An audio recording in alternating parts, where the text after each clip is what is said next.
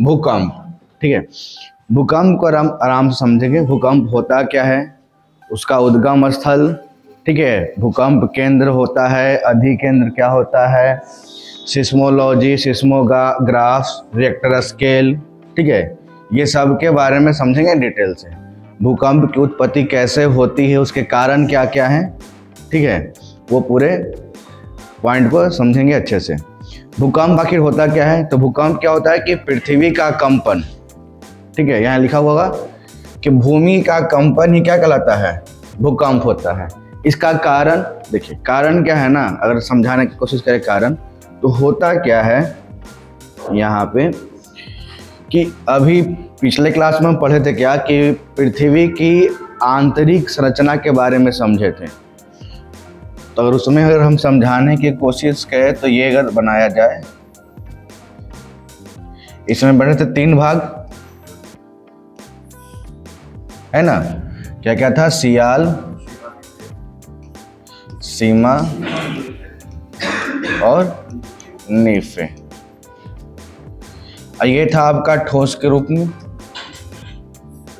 और सबसे नीचे क्या था, द्रव, और ये भी ठोस नहीं है अनद्रव है, मतलब बीच में है, गाढ़ा रूप में है ना, ये जो है आपका बीच में है, ना पूरा पूरा ठोस के रूप में है, ना पूरा पूरा द्रव के रूप। उसको क्या बोल सकते हैं आप, प्लाज्मा। प्लाज्मा कैसे हो जाएगा, जैसे दलदली रूप बोल सकते हैं, है ना, दलदली रूप इसको बोल सकते हैं, ना आपका ज़्यादा ठोस है और ना ज़्यादा दलदली रूप में है। अब समझना क्या कि, और इसका जो मोटाई होता है ना, ये होता है आपका 100 किलोमीटर। समझिएगा हम बेसिक तरीका से, कितना, 100 किलोमीटर। और ये जो कहानी है आपका ठोस का, तो अभी जानते कि ये सब बहुत अलग अलग चट्टानों से मिलकर बनी होती है। जैसे अगर हम अलग अलग चट्टान बना दें यहाँ पे, तो यहाँ पर ये कुछ अलग चट्टान है, इधर में ये अलग चट्टान हो गया, फिर अगर बना दें अलग से तो इधर से आपका कुछ अलग चट्टान हो गया, ऐसे करके ये अलग अलग तरह के चट्टानों से मिलकर बनी हुई है। ठीक है, कौन, सियाल। ठीक, क्योंकि आप देखते हो कि मिट्टी का अलग अलग क्षेत्रों में अलग अलग तरह की मिट्टी मिलती है, चट्टान भी अलग अलग मिलते हैं। इसी चट्टान को एक नाम दिया गया, इसका नाम दिया गया टेक्टोनिक प्लेट। नाम सुने होंगे, ठीक है, टेक्टोनिक प्लेट का नाम सुने होंगे। अब समस्या क्या है, जैसे देखिए अभी हम लोग छत पर हैं, तो छत का एक अपना मोटाई होता है ना, जिस पर हम लोग टिके होते हैं, आराम से खड़े हैं।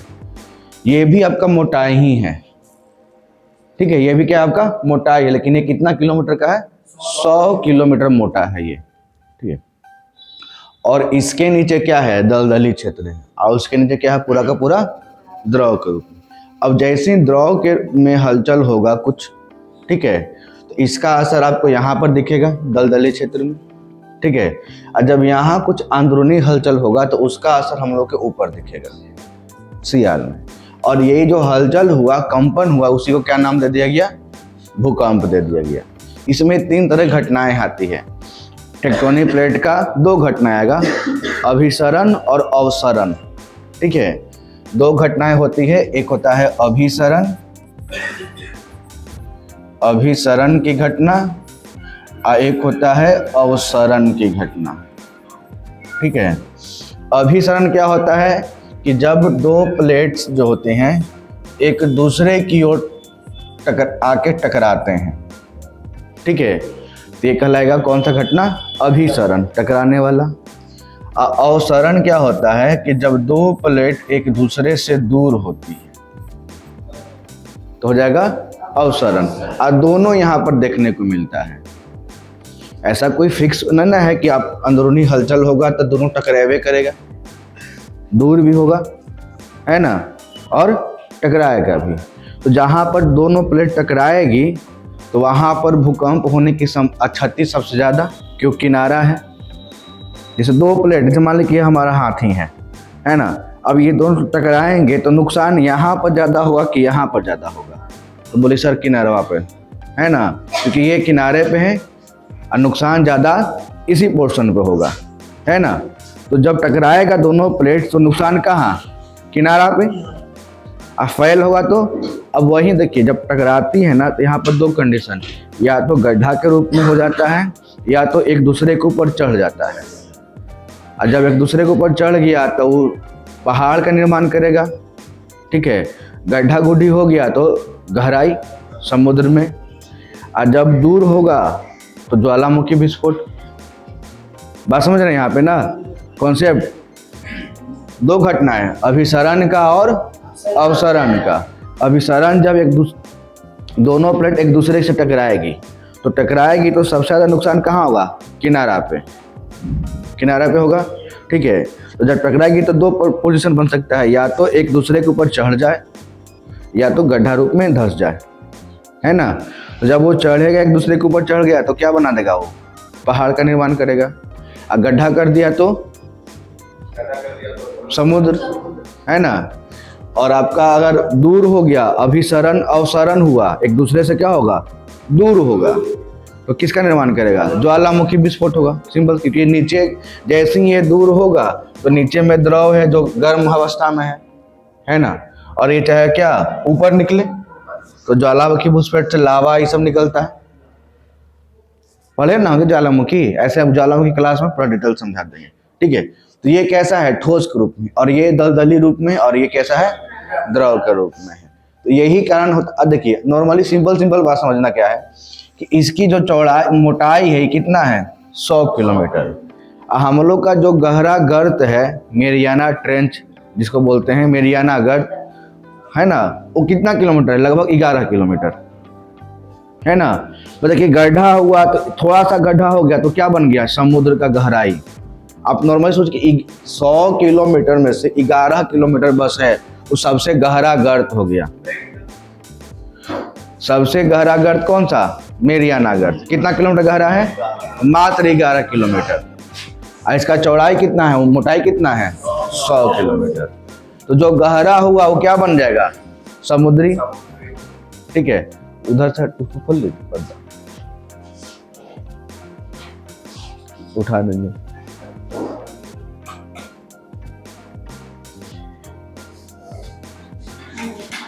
अरे वो लाइन से था मालिक।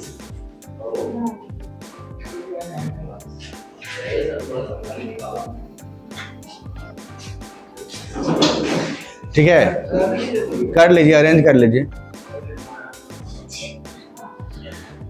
तो अभी क्या सीखा है कि टेक्टोनिक प्लेट का जो है दो घटना होती है, एक अवसरण का, दूसरा अभिसरण। अभिसरण एक दूसरे की ओर आना, टकराना, वो अभिसरण, और दूर होना तो अवसरण। अब रहा बात कि ये सब का जानकारी सबसे पहले किसने दिया था, ठीक है। तो 132 ईस्वी में एक चीन के वैज्ञानिक थे, भूगोल वैज्ञानिक, का नाम था आपका चांग हेन, है ना। 132 ईस्वी में चीन के वैज्ञानिक का नाम क्या था, चांग हेन।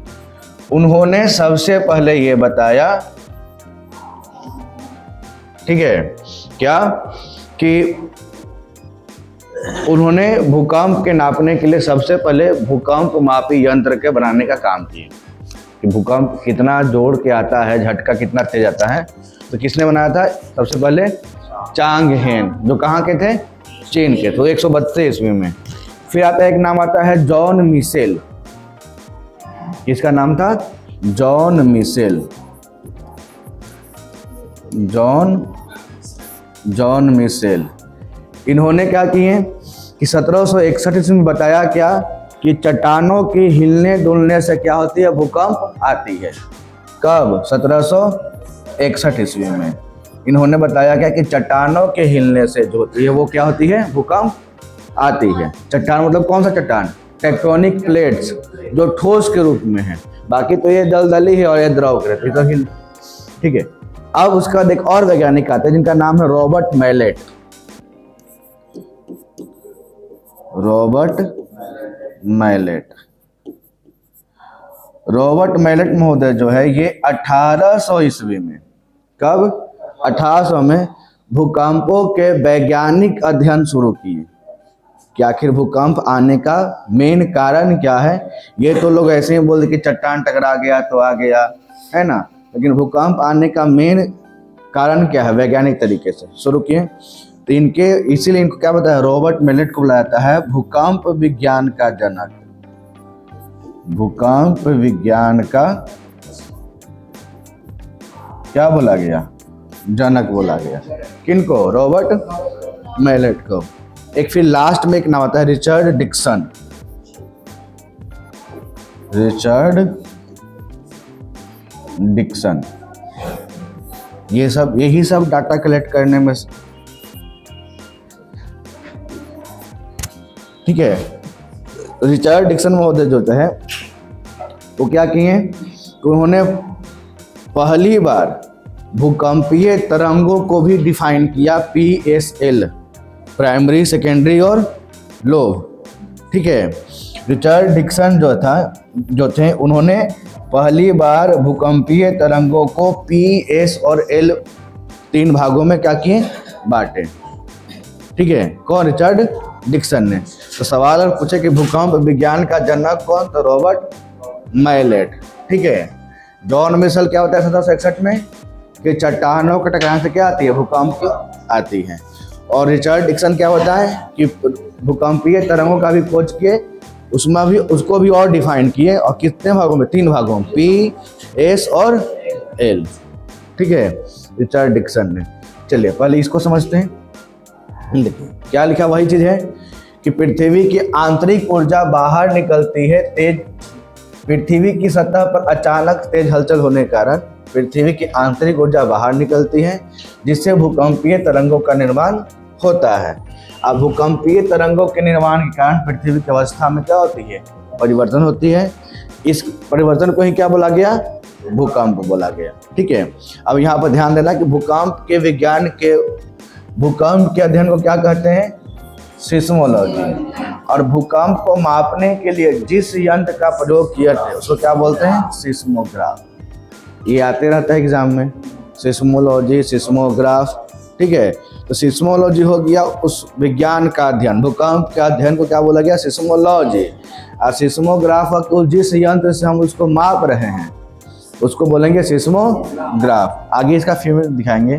अब देखिए, अब ये जो उत्पत्ति हुआ, जैसे कि यहाँ पर समझाया था कि हलचल हुआ तो कहीं ना कहीं पृथ्वी की इस सतह पर इसका प्रभाव दिखेगा अंदर में, क्योंकि वो 100 किलोमीटर है ना, तो 100 किलोमीटर अंदर उसका प्रभाव दिखेगा।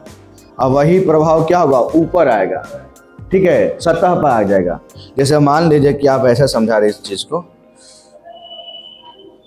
जैसे ये आपका 100 किलोमीटर था चट्टान, 100 किलोमीटर, ये आपका सतह है जहाँ पर हम लोग अभी हैं, ठीक है। अब यहाँ पर इसका जो है भूकंप का प्रभाव दिखा, ठीक है। तो यहाँ पर भूकंप का प्रभाव दिखेगा, इसको बोलेंगे, क्या बोलते हैं, फोकस। क्या बोलेंगे, फोकस, भूकंप केंद्र, ठीक है। क्या बोलेंगे इसको, भूकंप केंद्र या केंद्र बोलेंगे। लेकिन इसका प्रभाव जो है हम लोग को ऊपर में जहां दिखाई देगा, इस सतह पर जहां पर हम लोग हैं, इस सतह को बोला जाएगा अधिकेंद्र। क्या बोला जाएगा, अधिकेंद्र। ये काफी कंफ्यूज करेगा आप लोग। जैसे यहां पर आप देखिए, ये जो पॉइंट था अंदर में जहां पर भूकंप की उत्पत्ति हुई चट्टान के बीच में, है ना, इसको क्या बोला गया, फोकस बोला गया। इसका असर ठीक इसके ऊपर यहाँ पर इस सतह पर दिखा। ग्रीन ग्रीन पार्ट मतलब कि इलाका है हम लोग का, ऊपरे वाला इलाका है जहाँ पर हम लोग रहते हैं, तो ये वाला पोर्शन पे है, यहाँ पर उसका प्रभाव पहले दिखा। तो इस पॉइंट को क्या बोला गया, ईपी सेंटर, मतलब कि अधिक है। क्या बोलेंगे उसको, अधिक केंद्र। भूकंप केंद्र और अधिक केंद्र, ये दोनों को समझिएगा। तो भूकंप केंद्र क्या होता है कि यह पृथ्वी के आंतरिक भाग में स्थित वह क्षेत्र होता है जहां के भूकंपीय तरंग मुक्त होती है। उसे क्या बोलते हैं? भूकंप केंद्र। भूकंप पृथ्वी के सतह का वो आंतरिक भाग जहां से भूकंपीय तरंगें मुक्त हो रही है, इस पॉइंट को क्या बोला गया? भूकंप केंद्र। जहां पर इसका उत्पत्ति हुआ चट्टान में, क्योंकि देखिए ये लिक्विड के फॉर्म में है तो यहाँ पर तो कोई उतना ज़्यादा असर दिखेगा नहीं दलदली में, और यहाँ पर हो भी रहा है उभल तो कोई आदमी नहीं है कि कोई प्रभाव पड़ा, ठीक है। असर कहाँ होगा? सतह पे, ठीक है। और जो ठोस के रूप में था कितना मोटा? 100 किलोमीटर मोटा है, समझे कितना मोटा है। यहाँ पर माउंट एवरेस्ट की ऊंचाई कितना है? 8,850 मीटर, लगभग 9 किलोमीटर मान लीजिए, यही ना है। 150 मीटर कम था, 9 मान लेंगे। आई कितना किलोमीटर है? 100 किलोमीटर। देखो कितना गहरा है। ऐसी गहराई में हम लोग को सब चीज़ मिलता है, खनिज भी मिलता है, पानी भी मिलता है, सब चीज़ जितना भी खनिज तत्व है सब मिलेगा इसी में। उसके नीचे तो दलदली हिस्सा होता है, तो दलदली हिस्सा में जब नीचे से आपका हलचल होगा तो इसका प्रभाव दलदली में, और दलदली का प्रभाव ठोस में दिखेगा। तो ठोस में जहाँ पर ये प्रभाव दिखेगा, यहाँ पर उत्पन्न हुआ ये पॉइंट पे, इस पॉइंट को क्या बोला गया? अभी बोले हम भूकंप केंद्र। क्या बोलेंगे? भूकंप केंद्र। और इसका असर ऊपरी सतह पर जहाँ पड़ेगा एकदम सीधा पड़ता है ना, 90 डिग्री। तो जब जो सीधा पड़ेगा जहाँ पे, इसको बोलेंगे हम लोग, क्या बोलेंगे? अधिकेंद्र। अब आपके मन में एक सवाल है कि सर भूकंप की उत्पत्ति यहाँ हुआ तो इसका असर सब जगह होता है, चारों साइड में होता है, ठीक है। अगर समझिए ऐसे, जैसे ये हमारा पृथ्वी है, ठीक है, और इसका ही बना हुआ है ना केंद्र, इसी का नहीं भाग बनाया ऐसे बांट के। सर ये लिक्विड के रूप में था, ये सब किस में रूप में था? ठोस के रूप में था, इसी का था। और ये दलदली रूप में था, और ये किस में? द्रव के रूप में था। अब इसका असर जो दिखेगा ना, अगर मान लें कि भूकंप की उत्पत्ति यहाँ होती है, समझिएगा अच्छे से इस पॉइंट को ताकि समझ में। मान लें कि भूकंप की उत्पत्ति इस पॉइंट पर हुआ, तो इसका असर इधर भी दिखेगा, इधर भी दिखेगा, इधर भी, इधर भी, इधर भी, सगरो जाएगा, ठीक है। उसका जो तरंग है, वेव्स, ठीक है, वो चट्टान टकराएगी तो उसका कंपन तो समझा जाएगा ना। तो सबसे नजदीक में जो सतह रहेगा वहां पर जो ऊपरी में दिखाई देगा, इसको क्या बोलेंगे? अधिकेंद्र बोलेंगे। क्या बोलेंगे? अधिकेंद्र। इसका असर इधर भी होगा लेकिन इधर बहुत कम होगा, न के बराबर, क्योंकि इधर ये जा रहा है आपका, और इसमें भी 3 तरंग है, P है, S है और L है, प्राइमरी, सेकेंडरी और लो, है ना। तो प्राइमरी तरंग जो होती है वो सभी में संचरण करते हैं, ठोस में भी और द्रव में भी। तो प्राइमरी तो इधर भी चल जाएगा, इधर भी चल जाएगा, क्योंकि इधर द्रव था तब भी चल जाएगा, लेकिन सेकेंडरी नहीं आ पाएगा, क्योंकि सेकेंडरी सिर्फ ठोस में जाता है, द्रव में नहीं आता है। आगे इसका चर्चा करेंगे। खैर, हम लोग क्या सीखें कि जहाँ पर पृथ्वी के अंदर जहाँ पर तरंग की उत्पत्ति हुई, भूकंपीय तरंग मुक्त हुआ, उसको बोलेंगे फोकस, मतलब भूकंप केंद्र, है ना। इसी को क्या बोलते हैं? फोकस। और उसका असर एकदम सीधा हमको सतह पर दिखाई दे रहा है जहां हमने रह रहे हैं, है ना। तो उस पॉइंट को बोलेंगे ईपी सेंटर, मतलब कि अधिकेंद्र, ठीक है। वही बात हम यहाँ पर लिखे हुए। यह पृथ्वी की सतह पर स्थित वह स्थान होता है जहां भूकंपीय तरंगें सर्वप्रथम पहुंचती है पृथ्वी के सतह पर, और सतह को ही क्या बोलते हैं हम लोग? अधिकेंद्र या ईपी सेंटर कहते हैं। और यहाँ पर सबसे ज्यादा क्या होता है? विनाश होता है। जो सबसे तबाही जो रहेगा वो वहीं पर मचाएगा जहाँ पर अधिकेंद्र रहेगा। जैसे अभी कुछ दिन पहले हुआ था, नेपाल में आया था भूकंप, क्योंकि नेपाल में उसका अधिकेंद्र था, तो नेपाल में भूकंप आया था तो नेपाल में तबाही ज़्यादा हुआ था। और उसी के पड़ोसी में बिहार है, हम लोग हैं, तो थोड़ा बहुत इसका असर बिहारों के किसी किसी जिला में, राज्य में देखने को, किसी किसी जिला में देखने को मिला था, है ना। जहाँ पर अधि सेंटर है ना, अधिकेंद्र जहाँ पे है, इससे जैसे जैसे दूर जाएंगे वैसे वैसे भूकंपीय तरंगों की शक्ति क्या होती है? कम हो जाती है। जैसे आप ऐसे समझिए कि आप पानी है, स्थिर पानी, उसमें पत्थर मारिएगा, तो पत्थर मारे तो देखिए तरंग उत्पन्न होता है, तरंग, तो वो तरंग उत्पन्न हुआ और धीरे धीरे क्या होता है? दूर जाने के बाद खत्म हो जाता है। ठीक वैसा ही भूकंप का भी कहानी है। चट्टान जहाँ टकराया तो यहाँ पर अधिकेंद्र के पास उसका सबसे पहले प्रभाव आया, तो यहाँ पर तबाही ज़्यादा, और जैसे जैसे दूर जाएगा वैसे वैसे इसका वेव का वैल्यू, मतलब मान, शक्ति का होता है, पावर कम हो जाता है और ख़त्म हो जाता है। इसीलिए भूकंप जो आया था कुछ दिन पहले नेपाल में, तो नेपाल में तबाही ज़्यादा मचाया था, लेकिन बिहार इस सब में उसका पावर वैल्यू क्या था? शक्ति कम था। इसलिए इधर तबाही उतना ज़्यादा, खाली महसूस हुआ कि हाँ थोड़ा बहुत हिला। याद आ रहा है ना? चलिए, बिहार भारत में सबसे तगड़ा भूकंप आया था पता है कब? 2001 गुजरात के भुज में 7.7 का था, उसका स्केल पर 7 पॉइंट कितना था? 7 था। उस समय हम वहीं थे।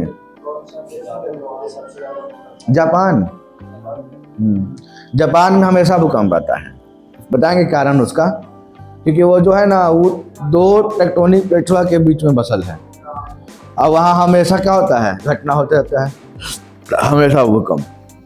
2001 में जब गुजरात में भूकंप आता, हम गुजरात में ही थे, बच गए। आपके सामने अभी हैं, नहीं तो निपट लेते हैं, है ना? वहीं रहते थे हम बचपन में।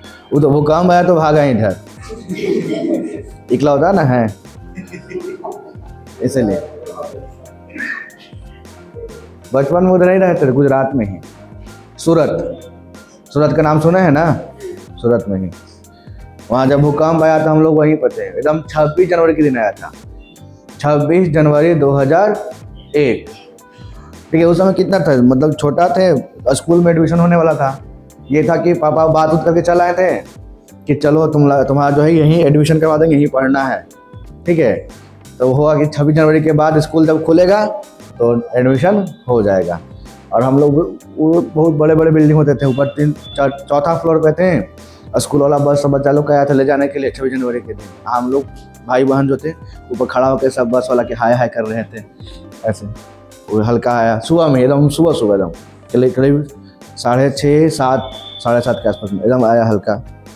सबको लगा कि नॉर्मल हुआ, लेकिन सब अपना अपना बिल्डिंग से नीचे भाग रहा है। मम्मी चिल्लाई कि भागो भूकंप आया। पापा ऑफिस में थे, पापा भी वहाँ से फ़ोन किए चलो सब रूम खाली करो, वहाँ से सब फील्ड में भागो। उसका कंटिन्यू आया था लगभग 4-5 दिन तक।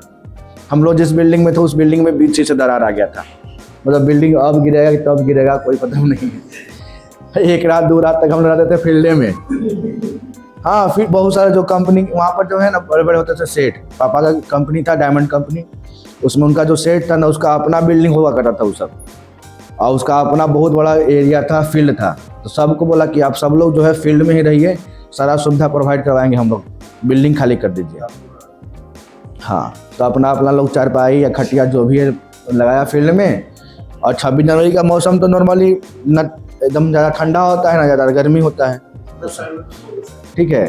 तो वही रात गुजारे 2-3 दिन। उसके बाद फाइनली डिसीजन क्या हुआ कि इकलौता हम हैं, ठीक है, बचना जरूरी, ट्रेन पकड़वाओ घरे भेजवाओ, ठीक है। तो सबसे पहले हमको सब भेज दिया घरे, हम चले यहाँ। तब से यहीं आप लोग के सामने खड़ा है। उस वक्त काफ़ी छोटा थे 2001 में, 26 जनवरी 2001। यह तक कब घटना, उसका अधिक केंद्र कहाँ था? भुज, गुजरात का भुज जो था उसका अधिक केंद्र था। तो वहाँ तबाही बहुत ज़्यादा। वहाँ ऐसा होता था कि देखते थे न्यूज़ में कैसे गाड़ी जा रहा है, ऐसे फट गया, उसमें गाड़ी घुस गया, जा बिल्डिंग गिर गया, ठीक है। उसमें बहुत खतरनाक देखिएगा ना, उसका वीडियो रिकॉर्ड अगर मिलेगा तब तो वैसा दिखेगा। जा रहा है गाड़ी, पुल टूट गया, पुल के नीचे घुस गया गाड़ी, सच जाओ पूरा परिवार। तो बहुत खतरनाक भूकंप। और इसका कोई अनुमान नहीं ना सकता, इसका कोई नहीं बोल सकता कि हाँ आज से 2 घंटा बाद भूकंप आएगा, नहीं हो सकता। इसका कोई प्रेडिक्शन भूकंप का नहीं होता है। उसका 2 कहानी है। जब भूकंप, सुन लीजिए, जब भूकंप आता है ना तो भूकंप आने के पहले आपके वातावरण में रेडॉन गैस की मात्रा बढ़ जाती है। बस समझ में आया? रेडॉन गैस क्या है ना कि रेडॉन गैस नापने वाला यंत्र ही बता सकता है, आदमी नहीं। क्योंकि रेडॉन गैस का क्या है, रंगहीन है, गंधहीन है, स्वादहीन है। तो कैसे जानिएगा हम लोग, है ना उसका स्मेल आएगा, ना स्वाद आएगा, ना कुछ लगेगा। बस वातावरण में रेडॉन गैस की मात्रा बढ़ गया तो रेडॉन गैस मापने वाला जो यंत्र होता है वो पहचानता कि रेडॉन गैस मात्रा बढ़ में तो भूकंप आने वाला है। पहला कारण पहचानने का नियम। दूसरा होता है इलेक्ट्रोमैग्नेटिक वेव, है ना, जो भी हम लोग को पता नहीं चलता है आम इंसान को, ठीक है। और वो कितना देर पहले पता चलता है? 20 मिनट 25 मिनट पहले। तो 20-25 मिनट में क्या ही कर लीजिएगा आप, घर द्वार छोड़ के फील्ड में भाग सकते हैं। सबसे आसान उपाय वही है, इलेक्ट्रोमैग्नेटिक। और तीसरा जो सबसे इम्पोर्टेंट वो नेचुरली है जानवरों लोग का। जानवर लोग को आभास इंसानों से पहले हो जाता है, वो खाली कर देगा इलाका। हाँ, कुत्ता तो फ्री है ना, भाग जाता है, लेकिन जो जानवर हम लोग पालते जैसे गाय है, तो गाय भैंस सब है कूदना शुरू कर देगा एकदम, चिल्लाना कूदना। बांध ले है ना खुटा में, लगे कि खुटवा उखाड़ उखाड़ के भाग जाए, है ना, कब उखाड़ के फेंक देगा वो, क्योंकि उसको पता हो गया कि आने वाला है गड़बड़ी, लेकिन वो बेचारा बंधायल है। और कुत्ता क्या था खुला है, तुरंत सर सब रहत निकल देगा, इलाके खाली, जाओ तुम लोग मरो, इंसान तुम लोग मरो, हम जा रहे हैं। ठीक है। बचने का उपाय क्या है इसमें? तो इसमें उपाय वही है, देखिए जैसे इसमें क्या होता है ना कि नॉर्मली अगर कहीं पर बम विस्फोट होता है किसी बिल्डिंग पे, तो पूरा बिल्डिंग भर भरा के गिर जाता है ना, बम मारेगा तो पूरा बिल्डिंग नीचे गिर जाएगा। लेकिन इसमें ऐसा नहीं होता है, इसमें भूकंप आता है ना, सब भूकंप इस पर बिल्डिंग खड़ा है, मान लें कि यही सत्य इस पर बिल्डिंग खड़ा है ऐसे ऐसे, तो ये हिलता डोलता है, तो हिलेगा डोलेगा तो ऐसे ऐसे करेगा। अब बिल्डिंग वो ऐसे ऐसे करेगा तो हो सकता है कि नीचे का पाइलिंग टूटेगा, तो एक बिल्डिंग सटल तो दूसरे पर जाके अड़क जाएगा। ऐसा दीवार है लंबा, तो एक दीवार टूटेगा ऐसे इस पर, या इस पर ऐसे अड़ जाएगा। ठीक है। तो इसमें सेफ जगह क्या होता है ना कि आप कोना पकड़ लीजिए घर में, अगर नहीं भागने में असमर्थ है भागने में, तब क्या कर लीजिए घर का कोना, वो सेफ जगह रहेगा। ठीक है। क्या कोना में दीवार उबाल गिरेगा तो कोना आपका बचैले रहेगा, आपको सेफ रखेगा। कुछ ऐसे दीवार गिरा तो बीच में तो स्पेस बढ़ेगा ना, वहाँ पर बच जाइएगा। या कोई घर में अगर मजबूत आपका चीज़ है, जैसे चौकियों की मजबूत है, पलंग वलंग मजबूत है, तो उसके नीचे घुस जाइए, क्योंकि घर में काची गिर सकता है, पंखा खोल के गिर सकता है, माथ के पार पे छज्जी गिर जाएगा, है ना, सीमेंट उमेंट जो है माथ के पार गिर जाएगा, तो माथ पर गिर गया तो नुकसान ज़्यादा देगा। देह हाथ में गिर गया तो कोई टूटे मतलब सही, माथा में गिर गया तो दिक्कत ज़्यादा। तो चौकी के नीचे घुसे, जो मजबूत चौकी हो, ऐसा ना कि घुसे चौकी के नीचे जो एक बार चले तो कर से ना करके नीचे चल, तो आप वहाँ चल जाइएगा। ठीक है। तो जब भूकंप आए तो ये गाइडलाइन सरकार द्वारा, जब भी भूकंप आए तो कहाँ भागिए, घर के कोना में, नहीं तो मजबूत चौकी के नीचे, सेफ रहेगा। नहीं तो अगर भागने वाले हैं तो फुलफुराइट भागिए फील्ड में, एकदम सीधे इलाका खाली। ठीक है। कुत्ता जैसन पूरा इलाका खाली, कुत्ता नहीं दिखेगा। जब भूकंप आने वाला तो कुत्ता दिखबे नहीं करेगा, खुद करे, सब भागल रहेगा एकदम खेत खलिहान दने, एकदम गांव से बाहर, तो सब मर, हम जा रहे हैं, उसे बोल देता है।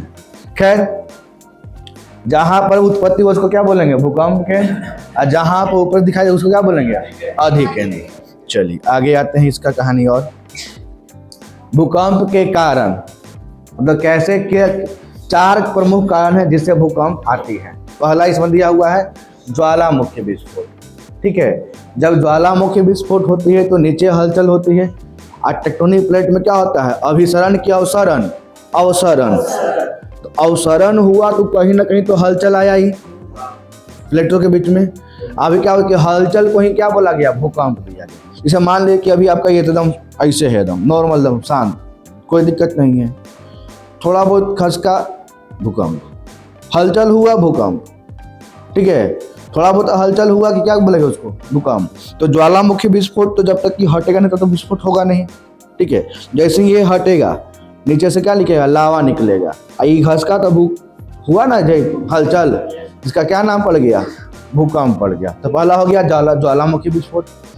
दूसरा बात करते हैं पृथ्वी का सिकुड़ना, है ना। मैंने कहना है कि पृथ्वी जो है निरंतर अपनी आकार में सिकुड़ाहट उसकी हो रही है। ठीक है। और सिकुड़ती है तो क्या होती है, टेक्टोनिक प्लेट में हलचल, और जिससे क्या होता है, आता है भूकंप आता है। तीसरा कारण है आपका जलीय भार। ये मानव निर्मित है जलीय भार। बोलिए ऐसे क्यों? क्योंकि होता क्या कि जब पहाड़ों के बीच में क्या बनते हैं, बांध देते हैं हम लोग, अब बांध के नदियों के पानी को हम लोग स्टोर करते हैं। तो नदी के पानी को स्टोर करेंगे तो अभी हम लोग साइंस पढ़े हैं कि नदी का पानी जितना ज़्यादा भरेगा वो जो है उतना ज़्यादा ही बल लगाएगा अपने आसपास के क्षेत्रों पे। जैसे कल के डेट में हम ये थे एग्जाम्पल में, एक ड्राम ले लीजिए, ड्राम में पानी भर दीजिए, एक नीचे छेद कीजिए, एक बीच में, एक सबसे ऊपर।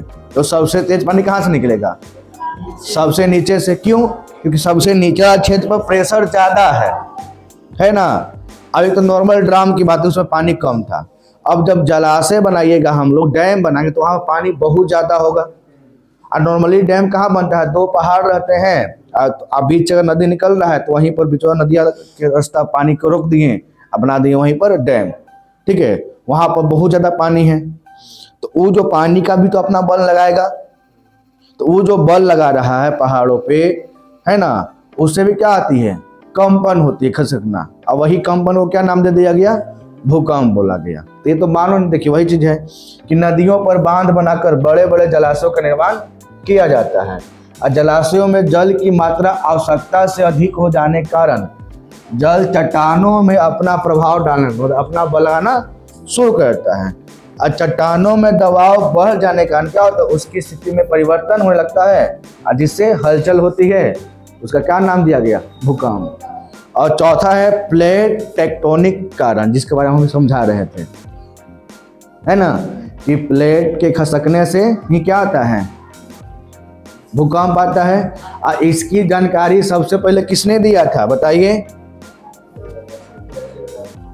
रॉबर्ट जॉन मिशेल ना। जॉन मिशेल बताए थे कि प्लेट के खसकने से ही आता है भूकंप। कौन सा प्लेट, खाने वाला, प्लेट टेक्टोनिक्स, है ना, टेक्टोनिक प्लेट। खाली प्लेट बोलता तो आदमी समझ में नहीं करता, उसमें होता है कि अच्छा खाली प्लेट खाया वाला आया, भूकंप हो गया, है ना। इसे नाम दिया टेक्टोनिक प्लेट, ताकि समझने में आसानी हो। अब भूकंप विज्ञान का जनक किसको बोला गया, रॉबर्ट मैलेट। भूकंप विज्ञान का जनक रॉबर्ट मैलेट। चलिए खैर आइए समझिएगा, यहाँ पर भूकंपीय तरंग, है ना, कितना है, 3 गो है, पी, एस और एल। भूकंपीय तरंग के बारे में किसने सबसे पहले बताया था, यहाँ नाम था रिचर्ड डिक्सन। रिचर्ड डिक्सन, इनका पूरा नाम Richard Dixon Oldham, Richard Dixon Oldham, old है ना। इन्होंने ही सबसे पहले क्या बताया कि PSL के में विभाजित किया। PSL क्या है समझिएगा अच्छे से। P क्या होता है, प्राथमिक तरंग, जिसको बोलते हैं प्राइमरी वेव, ठीक है।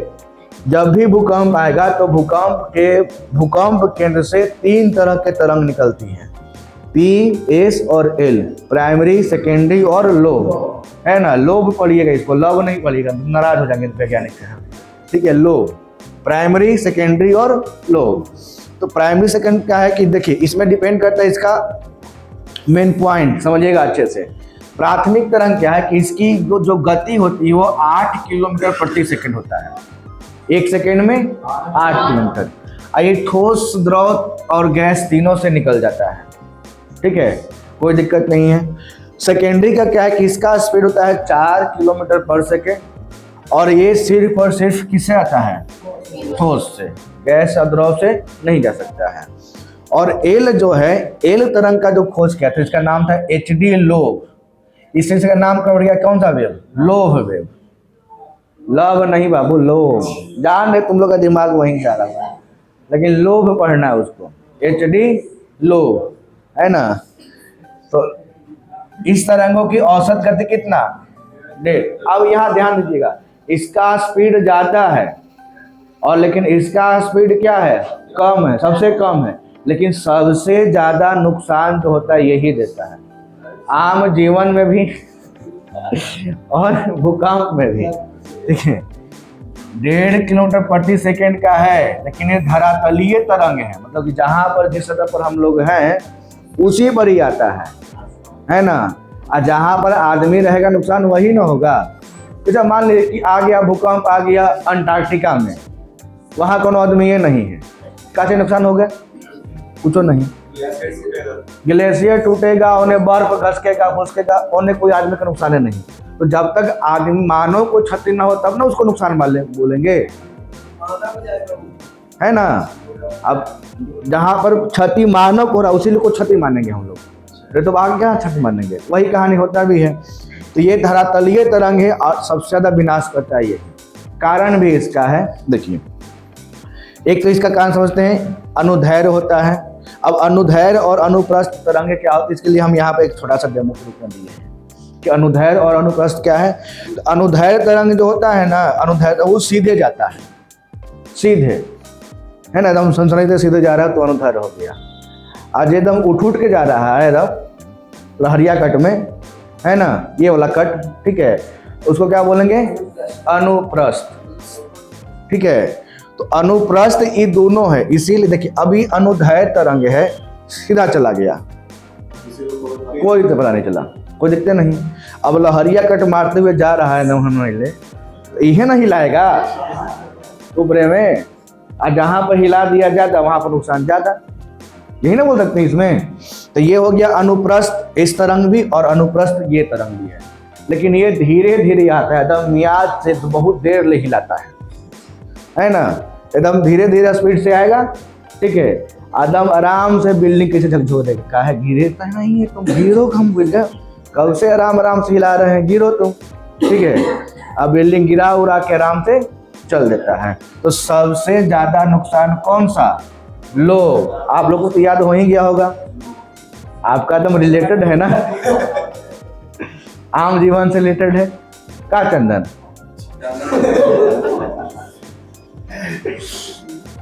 ठीक है, चंदन के पास बहुत दुख है ना, बड़ा भाई बियाह कर ही नहीं रहे हैं, इनको ना करे दे रहे हैं, हो गया, चलिए। तो अनुदैर्ध्य तरंग जो सीधा जाए, अनुदैर्ध्य। अब अनुप्रस्थ तरंग जो लहरिया कट हो ऊपर नीचे होते हुए जा रहा है, ठीक है, अनुप्रस्थ हो गया जो ऊपर नीचे होते जाए वेव के रूप में, और ये भी अनुदैर्ध्य जो सीधा जाए, ठीक है। तो सीधा जाए तो कोई नुकसान नहीं, पता नहीं चलेगा ये, लेकिन जब हिलते हुए जाएगा एकदम ऐसे ऐसे, इन लोग को हम आ रहे हैं, ठीक है, तब ऊपर का चट्टान में हलचल आएगा और तब ये नुकसान दे देगा। तो सबसे धीरे धीरे आता है कौन, लो एल तरंग, है ना, और सबसे ज्यादा नुकसान देता है यही। अब रही बात तरंग का, तरंग में 3 को पॉइंट समझिएगा अच्छे से, आवृत्ति, तरंगदैर्ध्य और आयाम, फ्रीक्वेंसी, वेवलेंथ और एम्पलीट्यूड। तरंग यही ना मेन कारण होता है, जैसे ये भी दिख रहा है ना आपको यहाँ पे, तो आवृत्ति, क्योंकि अनुप्रस्थ ही नुकसान ज्यादा होता है, किससे हो रहा है, अनुप्रस्थ से ही। तो समझिएगा अच्छी इसको अच्छे से, यहाँ पे एक पॉइंट लेते हैं, प्राइमरी, सेकेंडरी और लो हम बना देते हैं यहाँ पे, ठीक है। ये एकदम स्पीड में आया एकदम होने थे, ठीक है, इका से तनी मानी स्पीड में आया है, आई खूब आया हम, ठीक है। क्या क्या है इसमें, इसमें देखिए 3 पॉइंट होता है, एक होता है आवृत्ति, आवृत्ति इसको बोलते हैं फ्रीक्वेंसी, दूसरा होता है तरंगदैर्ध्य, एकदम आराम से, फिर भूकंप से सवाल छूटेगा नहीं, है ना। तरंगदैर्ध्य मतलब फ्रीक्वेंसी, आवृत्ति, वेवलेंथ, वेवलेंथ, और तीसरा होता है आयाम, आयाम मतलब कि एम्पलीट्यूड।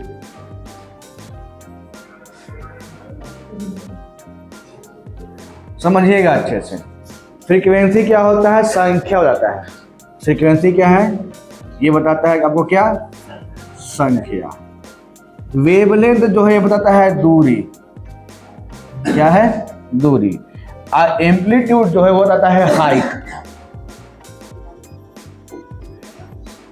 कितना ऊंचा जा रहा है, कितना नीचा जा रहा है। अब आप दिखाइएगा यहाँ पे, 1 मिनट यहाँ पे थोड़ा और हम कर देते हैं,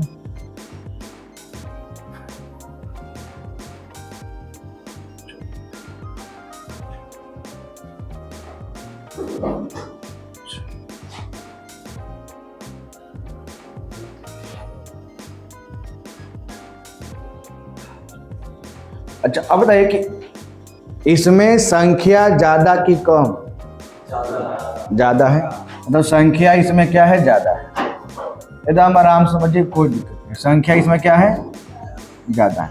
इसमें दूरी क्या होता है ना कि 2 लेंथों के बीच की दूरी, मतलब इसको बोलते हैं हम लोग वेवलेंथ, ये वेवलेंथ, तो वेवलेंथ ज्यादा कि कम? वेवलेंथ कम है। वेवलेंथ क्या है? कम है। इसमें हाइट ज्यादा कि कम? हाइट भी कम है। तो इसमें आवृत्ति ज्यादा है संख्या में, है ना। इसमें वेवलेंथ जो है आपका कम है और इसमें एम्पलीट्यूड भी कम है। अब जिसमें एम्पलीट्यूड कम रहेगा ना, वही ना नुकसान कम देगा। संख्या तो ज्यादा है लेकिन एम्पलीट्यूड क्या है उसका? कम है। तो आराम से सीधे सीधे निकल गया। प्राइमरी वाला में आगे बात करते हैं। और ये जाता है ठोस, द्रव, गैस, तीनों में। ठोस में भी, द्रव में भी और गैस में भी। ये सिर्फ और सिर्फ किस में जाएगा? ठोस में। और इसके किस में? सिर्फ धरातल। ठीक है। अब देखिए इसमें फ्रीक्वेंसी तो बोले कि इसके तुलना में इसमें ज्यादा है कि कम है? फ्रीक्वेंसी बाबू कम ना है। संख्या इसमें क्या को संख्या देखिए तो 1 2 3 4 5 6 तक बहुत सारा है। इसके तुलना में इसमें कम है, फ्रीक्वेंसी कम है। मतलब इसको बोलेंगे औसत के रूप में दोनों के बीचवा में रहेगा ये। ठीक है। वेवलेंथ तो इसके तुलना में इसका वेवलेंथ, इसको बोलते हैं वेवलेंथ। ये हो गया वेवलेंथ, है ना। तो वेवलेंथ ज्यादा है, ये भी रखेंगे औसत के रूप में। बोलेंगे आयाम, तो आयाम इसके तुलना में इसका आयाम क्या है? ज्यादा है, ये भी रहेगा इसका औसत के रूप में। लेकिन अगर इसमें आते हैं धरातलीय वेव में, मतलब कि लोह तरंग में, इसमें क्या है? आवृत्ति संख्या कम है, बहुत कम। ठीक है। तरंग दैर्घ्य इसके तुलना में ज्यादा है ना। और आवृत्ति जो है बाकी के तुलना में इसका सबसे ज्यादा है। तो सबसे ज्यादा आवृत्ति है, मतलब एकदम दूर दूर से आ रहा है किलोरा। धीरे धीरे है लेकिन दूर दूर से है। ठीक है। और नुकसान ज्यादा देगा, सिंपल बात है। और नजदीक से रहेगा, इसी से हिला के आया चल जाएगा स्पीड में, है ना। स्पीड में आया, ऐसे ऐसे किया, निकल गया। इसमें क्या था? इसमें इसका स्पीड थोड़ा कम था, है ना, लेकिन थोड़ा सा ऐसे। और इसमें स्पीड एकदम में कम है, 1.5 है, लेकिन दूर से है। आइए मेजमान, झूला झूलिए जजमान, है ना। तो इसमें नुकसान क्या होगा? ज्यादा होगा। किसमें? धरातलीय तरंग और लोह तरंग में। ठीक है। चलिए ये सिखा दिए आप लोग को। अनुप्रस्थ क्या होता है, अनुदैर्घ्य क्या होता है। अनुदैर्घ्य तो सीधा निकल गया, अनुप्रस्थ मतलब कि एकदम चल रहा है, एकदम लहरिया कट में, ऊपर नीचे, सांप वाला लहर में। ठीक है। निकल आइए, ये तो सिखाए दिए थे प्लेट टेक्टोनिक, जब प्लेट मिलता है फैलता है। ऐसे इसका डिटेल जानकारी हम देंगे जब ज्वालामुखी पढ़ाएंगे ना, ज्वालामुखी, तो उस ज्वालामुखी में ही बताएंगे आपको प्लेट्स का, जैसे टकरने वाला, फैलने वाला, डिटेल समझाएंगे। खैर अभी तो समझाना था ये सब। देखिए अब पूरे पृथ्वी का जो हिस्सा देखा गया, तो भूकंपीय तरंगों के हिसाब से उसका 3 गो क्षेत्र बांटा गया। 3 क्षेत्र, है ना। एक हो गया प्रशांत महासागरीय पेटी, जहां पर 63% भूकंप आता है। कितना परसेंट? 63%। और इसी के बीच में आपको दिख जाएगा आपका जापान वाला एरिया। ठीक है। प्रशांत महासागरीय पेटी, इसको क्या बोलते हैं? अग्नि वलय। ये सवाल पूछा है कि अग्नि वलय मतलब रिंग ऑफ फायर कहाँ स्थित है, तो बोलेंगे प्रशांत महासागर में। ठीक है। यहाँ पर 63% भूकंप आता है। दूसरा जो क्षेत्र पड़ेगा वो आपका देखिएगा मध्य महाद्वीपीय पेटी। ये मध्य महाद्वीपीय में, इसमें यूरोप भी का कुछ हिस्सा और एशिया है। देखिए आपका भारत है, भारत का हिमालय का पर्वत जो है, नेपाल वाला क्षेत्र, है ना, ये इसमें आएगा मध्य महाद्वीपीय पेटी में। और जहां पर 21% जो है भूकंप आता है। ठीक है। और सबसे कम वाला जो हिस्सा है वो आपका है मध्य अटलांटिक पेटी। मध्य अटलांटिक पेटी, जिसमें आपका उत्तरी अमेरिका भी आ रहा है और दक्षिणी अमेरिका कुछ हिस्सा आ रहा है। यहाँ पर मात्र 16% भूकंप आने की संभावनाएं होती है। बात समझ में आया? कोई दिक्कत यहाँ तक नहीं है। तो सबसे ज्यादा कहाँ? प्रशांत महासागरीय पेटी में, जिसको बोला गया रिंग ऑफ फायर, मतलब अग्नि वलय बोला गया। क्या बोला गया? अग्नि वलय। उसके बाद मध्य महाद्वीपीय पेटी, और सबसे कम किस में? मध्य अटलांटिक पेटी में। चलिए अब देखिए, अभी समझाए थे रिएक्टर स्केल के बारे में, ठीक है। सिस्मोग्राफ क्या होता है, सिस्मोलॉजी क्या होता है, रिएक्टर स्केल क्या होता है, उसको समझिएगा अच्छे से। देखिए यह कुछ फिगर यहाँ पर लिखा हुआ है, ठीक है। ये जो यंत्र इसको बोला गया है सिस्मोग्राफ, ठीक है। भूकंपीय तरंगों की तीव्रता मापने वाला यंत्र जो है वो सिस्मोग्राफ है। बहुत पहले ऐसे हुआ करता कि स्वतंत्र रूप से लटकाया हुआ है ऐसे, जैसे सतह धरती हिलेगा तो अपना ऐसे ऐसे लाइन आएगा इस तरह से, ठीक है। इस तरह से लाइन पड़ गया तो जितना लंबा लंबा पड़ा मतलब उतना जोर झटका लगा है, और जितना छोटा छोटा उतना कम झटका लगा है। लेकिन अब आ गया है कैसा, सिस्मोग्राफ आ गया है, जो इस तरह का यंत्र होता है। दिख रहा है ना फोटो में, ये आपका पेटी नुमा बना हुआ है, इसी पे से रखा हुआ है, निरंतर चलते रहता है। क्या है, कंटिन्यू चल रहा है, ठीक है।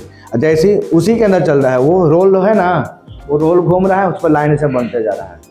और जैसे भूकंप आएगा तो हिलेगा वो, तो लाइन बड़ा बड़ा हो जाएगा, मतलब कि झटका तेज, ठीक है।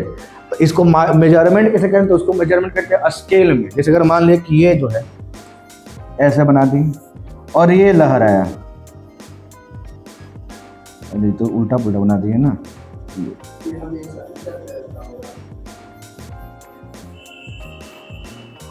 ऐसे ही बनेगा, है ना। ये तो हो गया आपका, लेकिन इसको मेजरमेंट करेंगे तो इधर स्केल दिया रहेगा, स्केल में नंबरिंग होता है ना। ये हो गया रिएक्टर स्केल, जिससे आप मापे कि कितना तेज झटका था, है ना। और नापे किस यंत्र से, तो उस यंत्र का नाम क्या है, सिस्मोग्राफ। और इसका अध्ययन कहता है सिस्मोलॉजी। लॉजिक समझ में आया। जैसे कि ये जो ग्राफ निकल के आती है, इसको ग्राफ को मेजरमेंट कीजिएगा ना आप किसी तरीके से कि कितना लंबा है, कितना तेज झटका है, इसको नापने के लिए क्या बनाए, रिएक्टर स्केल। क्या बनाए, रिएक्टर स्केल। ये किस यंत्र में होता है फिर, तो सिस्मोग्राफ में। इसका अध्ययन क्या कहलाएगा, सिस्मोलॉजी। कोई दिक्कत यहाँ तक, तीनों अलग अलग चीज है। रिएक्टर स्केल अलग है, सिस्मोग्राफ अलग है, सिस्मोलॉजी अलग, सब एक ही चीज नहीं है। बात समझ में आया। चलिए, तो पहले इसका 3 स्केल था, रिएक्टर स्केल भी है, मार्केली स्केल भी और रोसिफ है। लेकिन सबसे प्रचलित कौन सा है, रिएक्टर स्केल। भूकंप की तीव्रता मापने के लिए रिएक्टर स्केल का प्रयोग करते हैं अभी हम लोग, ठीक है। इसमें कहाँ से 1 से लेकर 9 तक का जो है दिया हुआ है स्केल पे, 1 से लेकर 9 तक का। और यह क्या है कि यह पिछले अगली इकाई जो है पिछली इकाई की तुलना में 10 गुना अधिक तेज होता है। मतलब 6 से 7 हो रहा है ना, तो कि वो 10 गुना तेज है उसका मेजरमेंट। जैसे कि 6 में जितना था, अगर लिखा हुआ है 6, आज से 2 साल पहले 6 आया था, है ना, 2 साल के बाद 7 आया है, तो 6 से 7 मतलब कि 10 गुना है ना। ऐसे क्यों बनाया हुआ है स्केल, उसका नाम क्या है, रिएक्टर स्केल। मर्केली स्केल का ये कोई वैज्ञानिक प्रमाण था ही नहीं, इसलिए इसको बंद किया गया। और तीसरा है रोसिफ स्केल, जिसमें मापांक कितना था, 1 से लेकर 11 तक। लेकिन हम लोग ज्यादा यूज किसका करते हैं, रिएक्टर स्केल का 1 से 9 तक। लेकिन खासियत क्या इसका, ये अगला जो है पिछला से कितना गुना होता है, 10 गुना होता है। बात समझ में आया। चलिए अब देखते हैं इसका कुछ ऑब्जेक्टिव सवाल, फटाफट लगाइए। रिएक्टर स्केल का प्रयोग किसके मापने के लिए किया जाता है, भूकंप की सर्वाधिक प्रशांत महासागर। सिस्मोग्राफ किसे मापने के लिए, भूकंपीय तरंगों को। सिस्मोग्राफी किसका विज्ञान है, भूकंप का, ठीक है। भूकंप केंद्र वह स्थान होता है जहां भूकंप केंद्र बात करा है ना, जहां से भूकंप की उत्पत्ति के बाद उसकी लहरें ठीक नीचे स्थित स्थान पर यात्रा करें। ये कि भूकंप जहां से भूकंप की उत्पत्ति होती है, जहां से भूकंप की उत्पत्ति होती है उसको क्या बोलेंगे, भूकंप केंद्र। और जहां धरातल पाएगा उसको क्या बोलेंगे, आधे केंद्र। चलिए, कौन सी भूकंप तरंगे सबसे ज्यादा विनाशकारी, याद रहेगा बच्चा सबको। पृथ्वी की आंतरिक संरचना की विश्वसनीय जानकारी प्राप्त करने का सबसे प्रमुख स्रोत क्या है, भूकंप विज्ञान, यही ना। नहीं बाबू, आंतरिक संरचना का जानकारी किससे मिलेगा? ज्वालामुखी से, है ना, ज्वालामुखी से नहीं निकलेगा, उसका संरचना मिलेगा। चलिए, भूकंप आने से पहले वायुमंडल में कौन सी गैस बढ़ जाएगा? रेडॉन ना बाबू, रेडॉन। ये भारी गैस होती है ना, रंगहीन, गंधहीन, स्वादहीन होती है, पता नहीं चलता है, बढ़ता तो है लेकिन पता नहीं चलेगा। अधिकेंद्र क्या है? तो यह भूकंप उद्गम केंद्र के ऊपर पृष्ठभूमि बिंदु से, है ना, यह वह स्थान जहां भूकंप का अनुभव किया जाता हो, या भूपृष्ठ का वह बिंदु जहां पहला झटका अनुभव किया जाता है, ये हो जाएगा भूपृष्ठ का वह बिंदु जहां पर पहला झटका हम अनुभव करेंगे, क्या कहलाएगा? भूकंप के अधिकेंद्र। ठीक है, चलिए, तो ये हो गया आपका पूरा टॉपिक भूकंप का समाप्त।